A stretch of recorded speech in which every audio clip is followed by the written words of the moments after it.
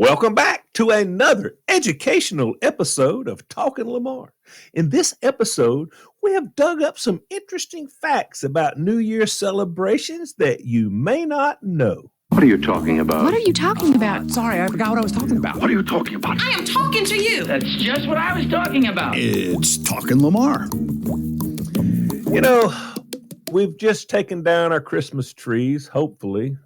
I did get mine down. Maybe yours is up. You can leave it up. I don't care what you do. But we've had a lot of New Year's celebrations, and we've done it all kinds of different ways all around the world. And I found some interesting things. New Year's Eve in Times Square is probably one of the most celebrated and most watched and very popular New Year's Eve. And Got to be. after that's over with, there's 50 tons of trash that has to be cleaned up in Times Square after the celebration. Wow.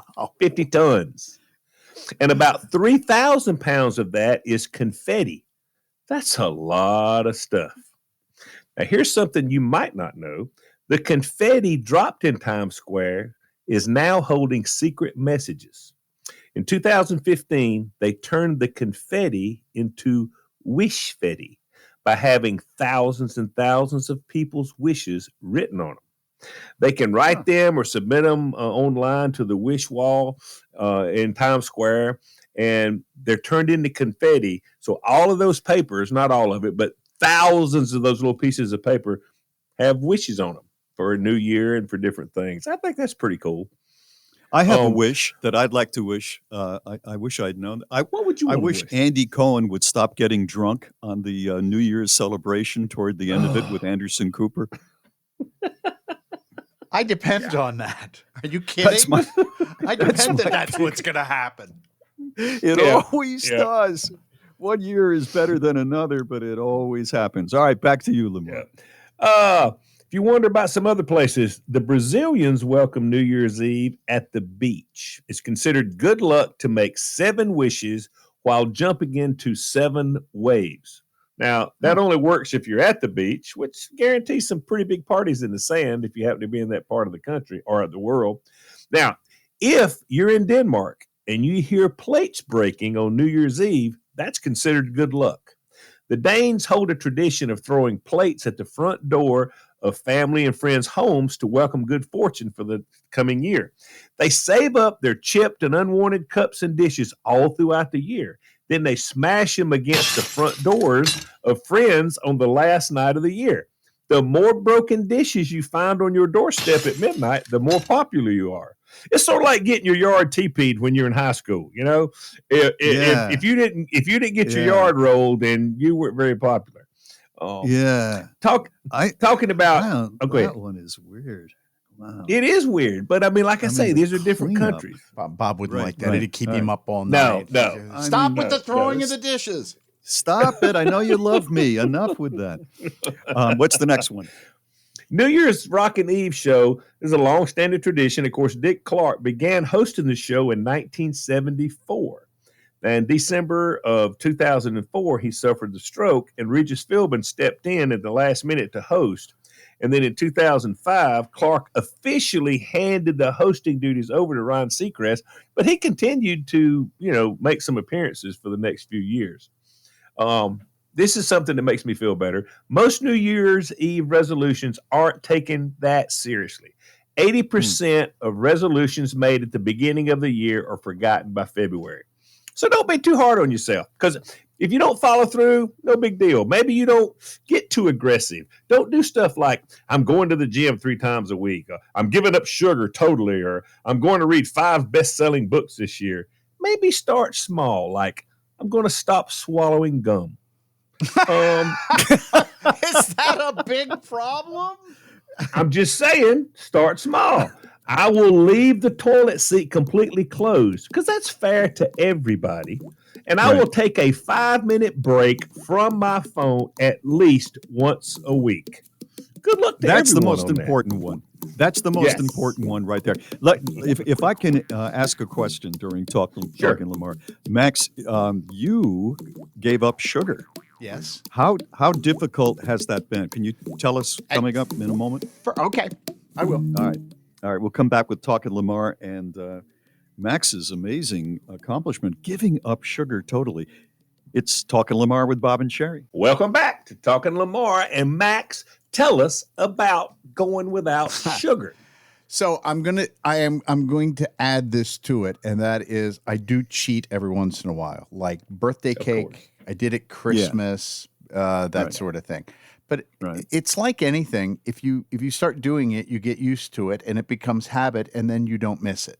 It's so I can see. Okay, I'm not going to have any more Haagen-Dazs ice cream at night. Okay, I'm not going to buy one of those little cups, which I haven't. I've cut them out. I can see that, but there's sugar everywhere. How have you been able to, keep your eye on a sandwich if you're out and maybe loaded Don't with eat a some sandwich. sort of, Don't eat a sandwich. The bread's What do you got mean? sugar in it. Yep. Oh wow, yeah. It's inescapable. You're going to get a little bit of sugar in some cooked food. That's inescapable. You become a label reader is what you do. Uh-huh. And you just look and see what's in the labels. And there's going to be a little bit, as you said, there is a little bit in different things, but by and large, no, I don't. So you would not have a turkey sandwich on whole wheat. I would have turkey. No. But I would not have turkey Not sandwich. the bread. Uh-uh. Wow. Have you lost weight? I didn't think Oh, you yeah. needed to, but Oh, yeah. Yeah. Oh yeah. Wow. Well, You that's know, I just impressive. got back from camping down in Jacksonville, and oh my gosh, the food, we just eat meat. Just oh my gosh, it's like run amok. Okay, so about 3 days into the thing, I'm just feeling terrible, and I feel bad the whole week. And I'm not talking about I'm just sitting around. Darby and I, we're walking about 2.5 to 3 miles a day. You know, every day we're walking the campground, we're doing all this stuff, but I just don't feel good. So come New Year's, I said, okay, I'm done. So New Year's Day, I haven't touched any sugar as far as that goes, like any kind of candy, any kind of sweet cake. I've probably not as tight as Max is, but I've really just done nothing. I've eaten no bread or whatever. Boy, And both of you. in about 4 days, I started to realize I felt amazing. And I've done this multiple times in my life. Giving up sugar will make you feel better than any one thing I can think of. Is that not right, Matt? That is true. Absolutely. Yeah. Yeah. That sugar's, I love it, but it is the devil. I mean, it really is. Okay, so tell me this. I'm sorry we're getting sidetracked here. We'll go back to the New Year's stuff in just a moment. If I go into a restaurant, like there's a restaurant that I go to for lunch once in a while, and they have a bowl of ramen noodles and little spinach in it, obviously some broth, and 2 or 3 good-sized pieces of chicken, right? It's a great dish. Is there sugar in that? Yes. In the noodles. Yeah. In the noodles. In the noodles. Okay. Yeah. So no noodles. No noodles. No pasta. No pasta. No pasta. Oy vey. I don't know. Yeah. Yep. Let me tell you what I do, Bob. When I do this, this is how extreme I get if I do it, and I'm doing it right now. I will eat a hot dog. I will eat a hot dog with chili, mayonnaise, and slaw and onions. Here's how I eat it. I take a bowl. I cut up my weenie. Then I put in some chili, and I put in some coleslaw that's got mayonnaise in it and some onions, and stir it up. It tastes just like a chili dog. I just don't have the bun. Yeah, I can see that. And it's not bad. It's really not bad. It's just a lot of trouble. It is a lot of trouble. Is it not a lot of trouble, Matt? It is. Yeah, you have to adjust some things, but the one thing you do is no matter where you go, that you can always figure out a way to do it. Yeah, I mean that's the thing that I found. It's not unless you go to the task. pizzeria. Unless you go to the pizzeria. And even then, a lot of them have options where you can do it crustless, and they put stuff in a bowl. There's all kinds of ways. There's a way around it. There are all kinds of ways around it. Yeah, you just got to be intentional. It's like I go and get burgers, and I just get it with no bun. I get it with lettuce. Yeah. Five Guys got the best no bun hamburger anywhere. It's tremendous. They wrap it in lettuce and have at it, buddy. Is that right? Yeah. Okay. Yeah. It's really good. Yeah. Now I miss bread though because I love it. I love it. At Five Guys, it costs $28, but that's fine. Hey, I don't care. Don't care what it costs at Five Guys. All right, back to the New Year's All right. stuff. Back to the New Year's. All right. Here's something you may not know. The reason January is called January, it's sort of a deep situation. It's been widely reported that the month was actually named for the Roman god Janus, but it's actually rooted in the Latin word, I can't even pronounce it, Ianua. It means door. The name was chosen to symbolize the opening of a new door that happens when the new year begins. Yeah. We ain't playing I around didn't here. know We got that. some serious facts. That's pretty Baby good. New Year. The New Year baby is actually really old. Baby New Year has been a symbol of the holiday since 600 BC, starting in ancient No Greece. kidding. Yes. In ancient Greece, an infant was paraded around in a basket in celebration of the god of fertility and wine. And the baby represents a rebirth that occurs at the start of each new year. I don't see Baby New Year anymore. I used to see that as No! a kid. You used to see Baby New Year coming after the old year, the old man walked out. You don't see that anymore. It was kind of, I know it was kind of weirdly depressing. So I think that had a lot to do with the reason why. Yeah, maybe so. That's true. All right. Right. The ball dropping, that's a time ball. Time balls were invented to help sailors.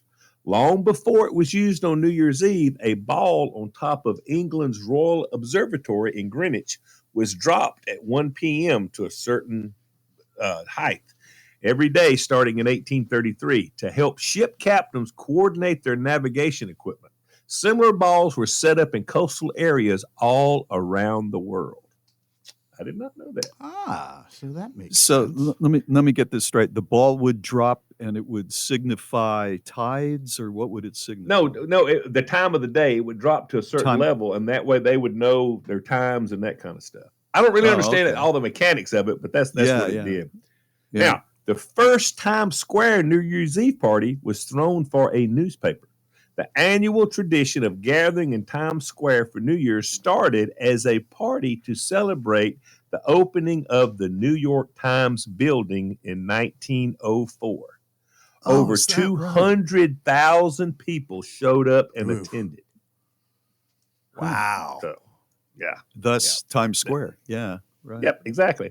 Now, they always had the parties, but there wasn't a ball drop until 1907. Fireworks were always set off to welcome the new year, but they were banned because burning embers were falling on the crowd. And a ball began being lowered on a flagpole because it was safer for everybody. And then it grew from there. But now the ball has been kill a party faster than your guest being ignited. Yeah, when your hair's on fire, it's hard to sing Auld Lang Syne, okay? It really is. Right. Yeah. Now, this has been a spectacle every year since, except for during World War II. Wartime restrictions put the tradition on pause in 1942 and 1943. Times Square revelers observed a moment of silence at midnight instead of dropping the ball. I didn't know that. Yeah, I didn't either. Now, I've heard some of these things. The Times Square ball, the weight of that has yo-yoed over the years. The original ball was made from 700 pounds of iron and wood. Then it was later reduced to just 400 pounds of wrought iron before they switched to an aluminum frame in 1955. Now it weighs 11,875 pounds. And the Waterford Company is the one that provides the crystal that goes on it. And Philips Lighting, they joined together to create the LED display that you see now. The spear is made up like Waterford Crystal in Ireland. Waterford Crystal, yeah. The spear is made up of 2,688 crystal triangles, and it has over 32,000 lights in it. It displays over 16 million color patterns. Wow. That boggles my mind. That's a lot. That's a lot. That is. Yeah, that is. Now, some other places drop some stuff. Miami, Florida, they ring in the new year with an orange. They have a raising of Mr. Neon, the 35-foot sunglass-clad metal orange, and they've been doing that for 30 years. They raise it up for New Year's. Mm-hmm. But in Key West, Florida, a drag queen descends in a chute. A female impersonator named Sushi is lowered from a bar rooftop in a giant red high-heel shoe. This has been going on since 1996. I didn't know that. Really? That's so Key West. Yeah. Now, Hershey, Pennsylvania, of course, they drop a giant kiss to ring in the new year. Some other Pennsylvania towns around them, though, like Mechanicsburg, they drop a wrench, hopefully not hitting anybody. In Dillsburg, they drop a pickle because of the deal part. Yeah. Now, here's one of my favorites. In Mobile, Alabama, they drop a 600-pound moon pie. And I did a lot of research on this. The moon pie originated in Tennessee. So you're thinking, well, why is Mobile, Alabama using it? Mobile, Alabama is their biggest market for moon pies. They eat more moon pies than anybody else in the United States. I see it. So I see it happening. They just wanted to, so they're doing it, That's now, great. Over the holiday that night, Americans drank around 360 million glasses of sparkling wine on New Year's. Corks can fly out of that bottle at 25 miles an hour, so you got to be careful. And it's best to open the bottles at a 45-degree angle. Do you ever open up a bottle of champagne and every once in a while it just takes off and goes straight up and hit? We did it this year. Hampton was in town with his girlfriend, and he wanted to show her his prowess as a man of the world. And he took a bottle of champagne. I don't know how he got this skill because we don't drink champagne unless Mary brings a bottle in to celebrate something. He took it out in the deck and said, "Come on, watch," and opened up the foil and popped that cork. That cork probably went, I'd say, 40 yards. Wow. Easy. Oh, yeah. Right it's out, amazing. right out of, right out of the back of our yard. Yeah, he did good. Yeah. No, it is amazing. Now, the New Year's kiss started with the Romans. Although things were a little friskier back then, ancient Romans are credited with the kissing tradition because of their Saturnalia festival. It was a celebration honoring Saturn, the god of time, where all social norms went out the window. And the Romans also were credited with the mistletoe kissing. So them Romans like to do some kissing. They're coming up with an idea to kiss best they can. Right.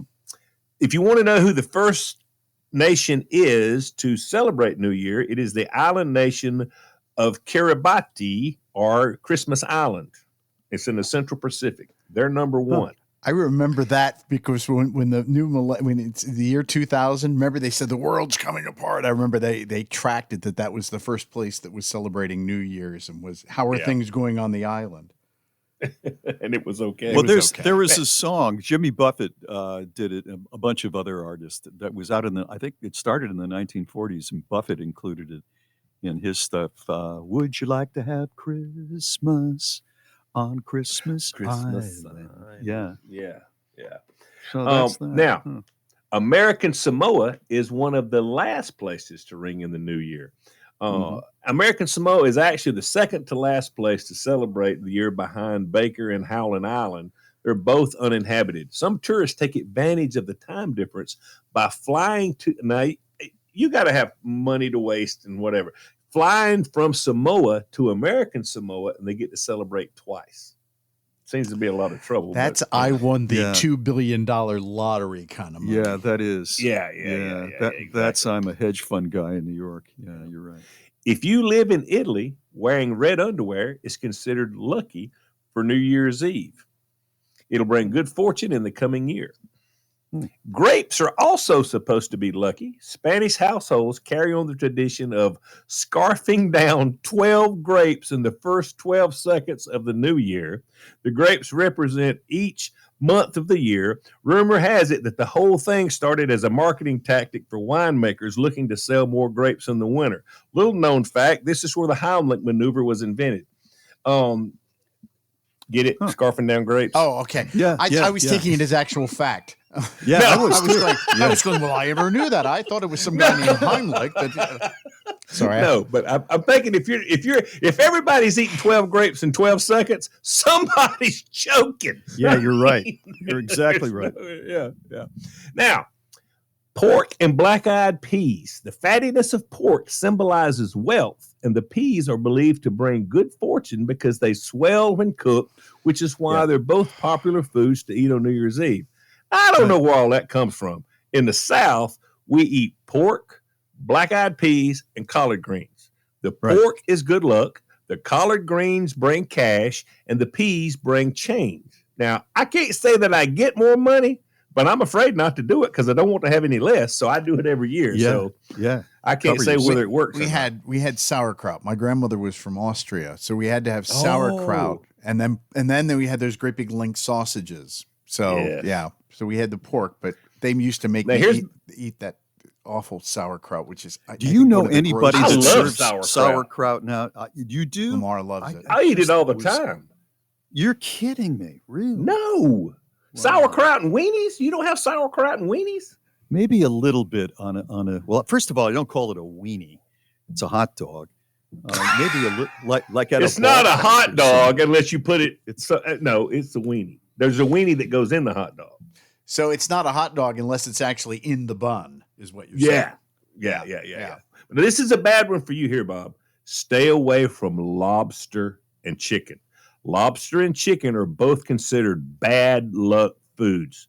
According to superstition, if because of a lobster's ability to move backward and a chicken's ability to scratch itself backwards, if you eat either on New Year's, you won't be able to move forward. You need to be eating bacon. That moves you forward. So lobster, not good. Forward to the cardiac room at the hospital. Okay. Now here's one more. In Bolivia, coins are baked into sweets, and whoever doesn't choke to death has good luck for the next year. Okay? The coins are good luck. You're supposed to find them, but I'm pretty sure this is another Heimlich situation. Whoever doesn't choke to death has good luck. I guess the person that choked to death is They don't tell them there's coins in there, or does everybody know? Well, and everybody knows, but you know how that goes. Yeah. That filthy money, they're putting that in food? I'm not so sure about that. Yeah, well, that's what they're doing. Well, that's going to wrap it up for this episode of Talking Lamar. I hope you have attained more meaningless facts than you had before you came in. Who knows what you might learn from our next episode? And only one way to find out, keep listening. We really appreciate it. And you know me, I hate a quitter. Talk to you next time.